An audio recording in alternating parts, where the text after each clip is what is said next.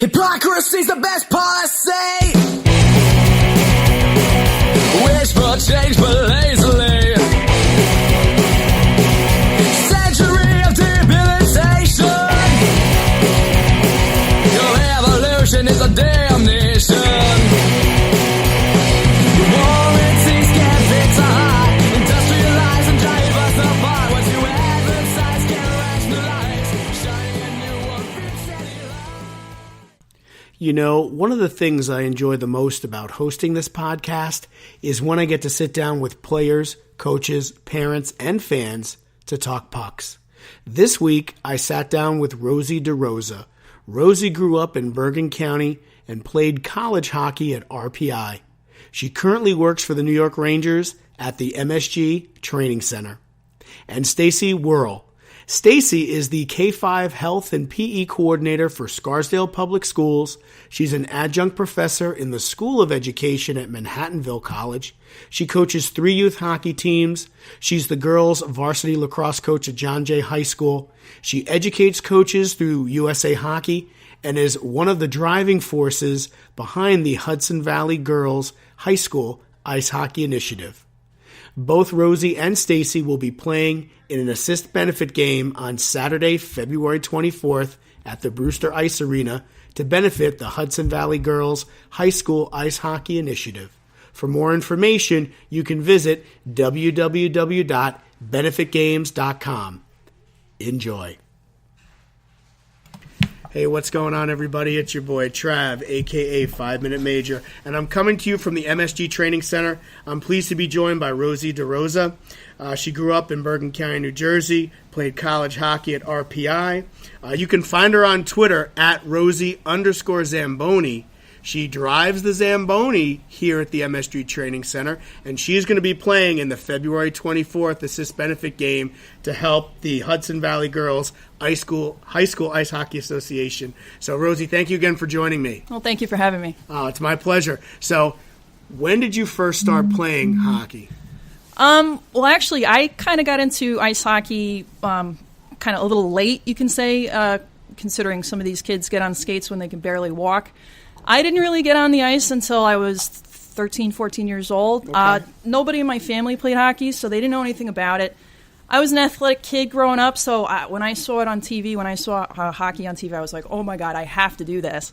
And I begged my parents to let me play, and they didn't know anything about hockey, so they were like, nah. And there wasn't much opportunity around. I was in Bergen County, and I think the closest rink to us really was Sportorama in Muncie. And yep. Know it well. Yeah, and my mom, since she didn't know anything about hockey, she's like, oh, well, no, I don't want you to play because you're going to, like, get your teeth all knocked out, right? And, she didn't realize that's not what youth hockey is, right? So, in any case, as I got older, I got a little bit more leverage with my parents, and I'm like, no, you got to let me play now, right? So, I finally, they got me the equipment, I joined a few clinics, got my feet under me a little bit. And you know what? The only real opportunity for me at that time was to play house league. So I joined a house league in Englewood, New Jersey, McKay Park. Oh, sure, at McKay Ice Arena. Yep, and played. I was the only girl on my team, of course. It was full checking. And, took my lumps a little bit, but I like to think I also gave as good as I got. As good as you got, Yeah, right? I'm not the smallest kid out there, so. But, I started a little late, like I said, but I did have an opportunity to play travel. There was a girls' travel team operating at that time out of McKay Park. Okay, sure. And the coach of the team came up to my mom and was like, oh, we'd love to have your daughter join our team, And my mom was like, yeah, all right, whatever, So the coach was like, just come to the tryouts and, we'll take it from there. So I tried out for him, and the coach was like, yeah, we'd love to have your daughter on our team. All you got to do is, plop down like a grand to hold her spot and this kind of thing. My mom's like, yeah, no, house league's good enough for you. Right. So played house league through the age of 18, full checking all the whole time. And when I got to be graduating high school, and of course, and I'm going to college now, I wanted to play, but how do you get yourself out there when you don't have any film, you don't have any scouts, So I ended up, I went to RPI, Rensselaer Polytechnic Institute, and I walked on. and I didn't play much my first year, that's for sure. Just about every other girl on the team came from a prep school team here or there or whatever. And I had to take my healthy scratches there. But you know what? It's one of the most, for me, my proudest accomplishment in life is working my way up. And by the time I was a senior at RPI, I was a regular player. I was alternate captain. It was the best years of my life. You earned your stripes, I for had sure. I sure had to. And Yep. it's probably a very valuable life lesson Absolutely. and experience for you. 100%. You mentioned, taking your lumps when you were playing in the co-ed leagues. Yeah. Do you think you were ever chirped or hit because of your gender? I mean, if you're a girl playing guys sports like that, especially a contact sport like that, it's 100% given. It happens. I mean, you can't not. You're never going to escape it. And I always tell, when people ask me about my experience, playing with boys full checking, I had to say, like, of course, not every guy is going to be a jerk out there. Sure. But to be honest, it also kind of annoyed me the other way when guys were on the other end of the spectrum. Like, I had guys that maybe they might have, bumped me or something in the corner and would have, oh my God, I'm so sorry. Are you okay? Are you okay? Right. And it's like, that's even a little, you know what I mean? It's kind of like, even a little condescending. Right, it is. And listen, and I completely appreciate guys that are conscious of, they don't want to be the guy to, smear a girl against the boards or whatever. So I appreciate it. But at the same time, you just want to be treated like any other player. Right.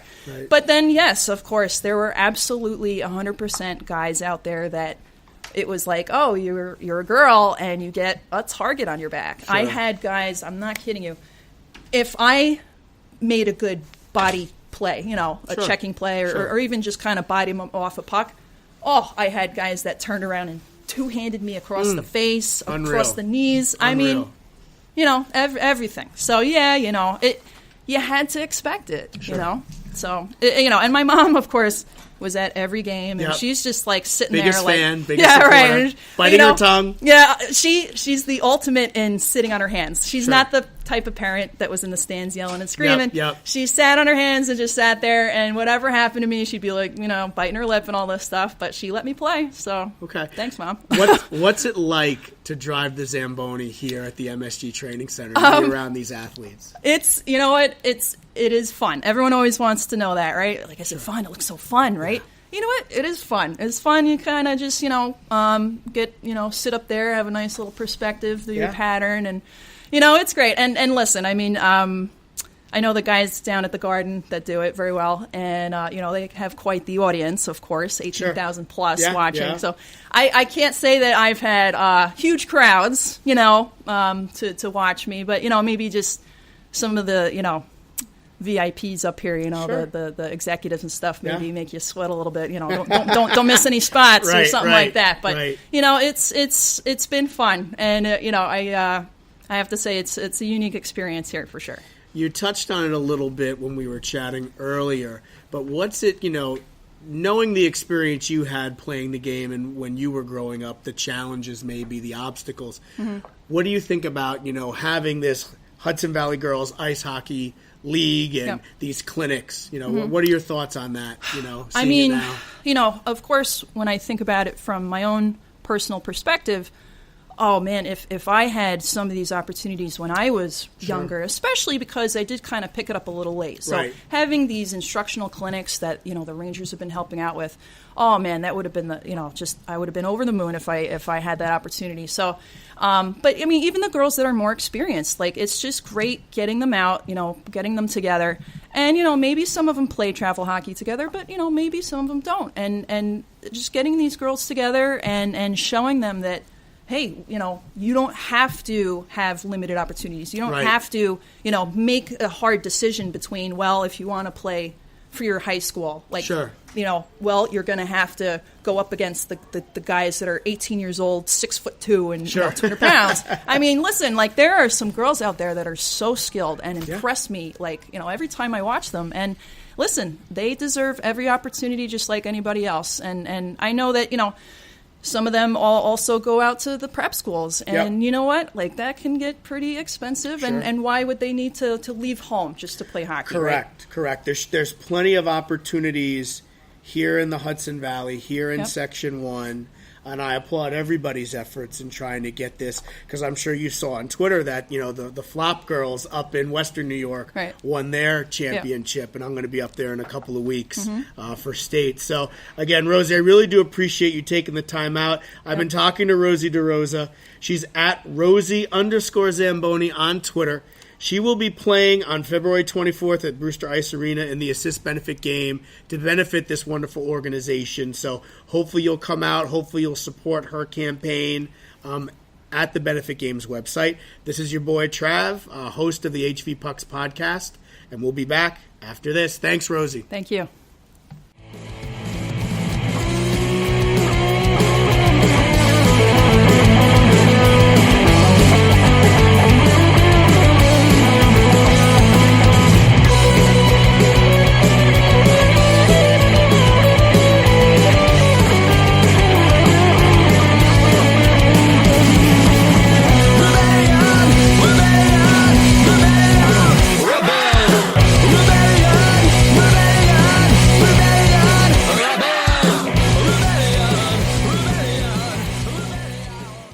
Hey, what's going on, everybody? It's your boy Trav, a.k.a. 5 Minute Major. I'm here today at the MSG Training Center.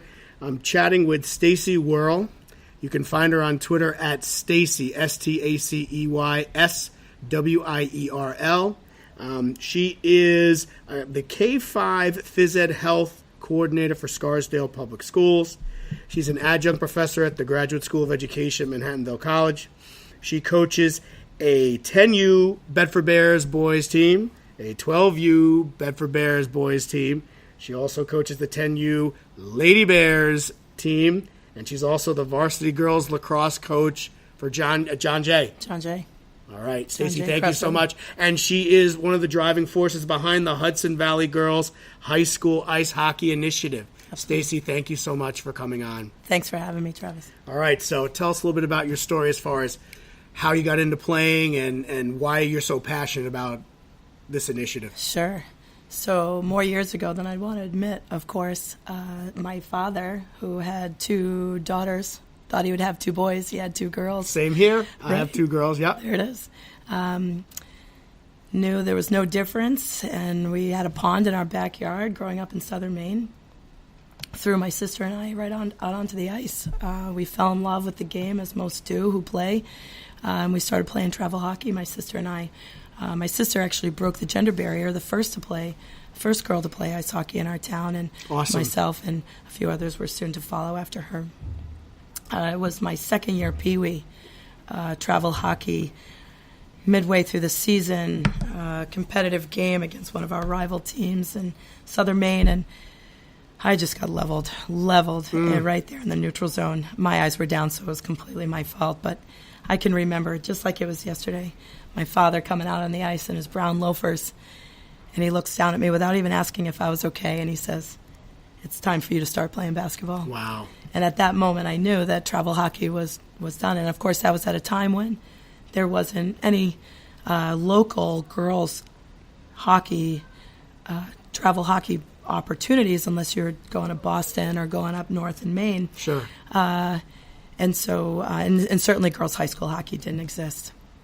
So it wasn't until, as I grew up and as an adult, that I started playing travel hockey again and got back into it. And then I had a bunch of kids who fell in love with the game too, Travis, and now you're back on the ice coaching. Absolutely, and we're here today again. This is part of a series of free clinics that are sponsored by the New York Rangers, which is why, again, we're here at the MSG Training Center. I was at your first event at Brewster. Right. I know since then you've done something up at the McCann Ice Arena in Poughkeepsie, and I want to say you did another clinic at Brewster. Was it last weekend as well? It was last weekend. Right. The McCann clinic was actually on Super Bowl Sunday, so we didn't end up scheduling that particular clinic, though. That was on. That was a hopeful event for us. Okay. But we weren't sure the numbers on Super Bowl Sunday. I got but we you. did have a great turnout again at our second clinic that we ran in Brewster last weekend. Nice. And now today, where we have kids as young as 4 years old taking the ice under our new heading of supporting girls high school ice hockey in Section 1. And more importantly, for everyone that's going to hear this, and I've talked about it already, we're going to have an assist benefit game on Saturday, February 24th, 7 p.m. puck drop at Brewster Arena. So again, if you're interested in finding out more about that, you can follow at Benefit Games on Twitter. You can certainly reach out to me.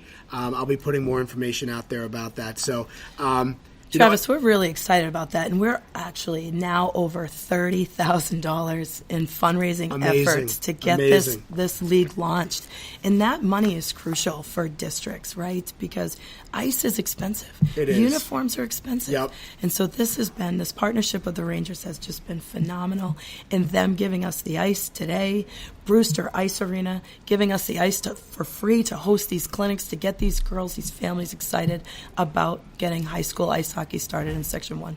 I mean, again, you talked about your story earlier, your unfortunate experience playing with the boys. Sure. You know, through that lens, and through your lens certainly as a parent and an educator, you know, I can't imagine how excited you are about, you know, what you've started right here in the Hudson Valley. I mean, it's truly amazing. It really truly is. To think this many years later, there still isn't an opportunity for girls here in Section 1 to play high school ice hockey. High school ice hockey in Connecticut, as we know, girls' high school ice hockey in Connecticut is alive and well, and it's competitive. Yep. They have it in New Jersey. They have it in Vermont. Yep. They have it in New York State. There is girls' high school ice hockey. They just ran their state championship. Stick taps out to the Flop girls. I know you've been tweeting their stuff, and I've been following them too. It's exciting. Great stuff. It really is. And these girls love it. They love to play for their high school. And not only these girls that are very talented that also play competitive hockey. What we're concerned about, too, is the drop-off. Sure. The girls that come through Pee-wees and then decide not to play Bantams, and they decide not to play Tier 1 or Tier 2 travel. And where do they go? Right. These girls go and do indoor track for their high schools in the winter. Right. They stop playing. And if we give them an opportunity to play in high school, they're going to continue to play. Absolutely. I mean, I did a 7-part series on being a female hockey player, and I interviewed Willow Barnes, I interviewed Grace Lunder, some local talent, Emma Talkin from Clarkstown, and Ashlyn Kavanaugh from Nyack Tappan Zee. But then I also reached out, cast a wider net, and I spoke to Abby Levy out at Shattuck St. Mary's, or Grace Smith at Northfield Mount Herman. And, you know, the one constant theme I heard from all of them is that if they had something like this when they were younger, I mean, you know, so again, stick taps out to you, kudos out to you. I'm so excited for this benefit game coming up on February 24th. So again, if you're interested in more information about that, you can follow at Benefit Games on Twitter at benefit_games. You can certainly follow me at TravJack71, and we can get Stacy at STACEYSWIERL, Stacy Whirl. And my question to you is, all right, so, you know, we've had some clinics. We're going to have this benefit game. But I think the real question to you, Stacy, is like, where do we go from here? Like, what are the next steps? Like, what do we really need to do logistically, you know, at the district level per se, to keep this ball rolling? Sure. Well, thanks again to the New York Rangers and to Brewster Ice Arena for allowing us the opportunity to host these clinics, because what these clinics have provided us is the opportunity to speak with parents about the next steps in getting this high school ice hockey program started in Section 1. We've also had the opportunity to get the girls excited, and I think I've had the best opportunity because I've been on the ice for 3 sessions now with our high school student athletes and our middle school student athletes, and to hear them talk to one another about how excited they are about this. And just last week at Brewster on the bench, 2 high school girls, one from Amerenik, one from North Rockland, looked at each other and said, "Do you think this is really going to happen?" These girls want this to happen. And so the enthusiasm that this opportunity has created within the kids has just been so exciting, and how fortunate for me to be part of it. But our next steps really need to be to get school districts to approve girls' high school ice hockey as part of their interscholastic athletics programs. And that's not an easy task. Right. School budgets, school district budgets have to make tough decisions. They're looking to add professional development funds. They're looking to add perhaps a new technology teacher, and they want to add girls' high school ice hockey. Districts have to make decisions Right. about where their funding goes. Right. And those aren't always easy decisions. Though many of us think that this is a no-brainer, funding is tight within our public schools, and we need families and we need our student athletes to get out there and advocate as to why this is important. You know, I can speak to that as someone who's up in the Monroe Woodbury area. I work for that team. They were in danger of losing their program not even a year ago. I was at their team dinner when the superintendent sent an email out, the program is done. Right. My point is, Stacy, is that the families rallied together. They Right. went to 2 school board meetings. They contacted local media, and the program was reinstated less than a month later. So Right. I just look at the numbers that you've gotten, the traction that you've gained so far. So I'm calling out the hockey community, start talking to your school boards, start getting the word out there so we can look to add girls ice hockey, to these interscholastic programs. So again, that conversation that the girls had at Brewster, is this really going to happen? Let's make that a reality. We've got to make this a reality for these kids. They want it. And you know what else this is going to create? When families, young families with young kids, learn that there is an opportunity for their daughters to play ice hockey in high school, Right. they're going to now start their daughters as youth. We anticipate, once this is launched, the youth girls numbers, the 6U, the 8U, the 10U numbers to just skyrocket. Because right now, these families, the daughters may want to play, but they say, well, I think it's important for you to play basketball because that may be something you can do in high school. They don't have the opportunity in high school right Right, now. Our right. youth numbers are going to skyrocket once we get this league started, and it's just incredible to be part of that. And that's what it's all about, and that's why I'm here today, and that's why I'll be there on the 24th. So, again, Stacy, thank you so much for coming on. I've been chatting with Stacy Worrell, and I'm just going to read her little bio from her Twitter page. Mom, health and PE teacher, college professor, ice hockey, lacrosse coach. We forgot to mention this. USA hockey coach, educator. You love to teach, coach. And again, just, helping spread the word and keep the positive stuff out there. So, Stacy, thank you so much You too, for Travis. taking the time Thank you out. for taking the time to help us get the word out and get the enthusiasm behind this. We appreciate it. My pleasure. Best of luck.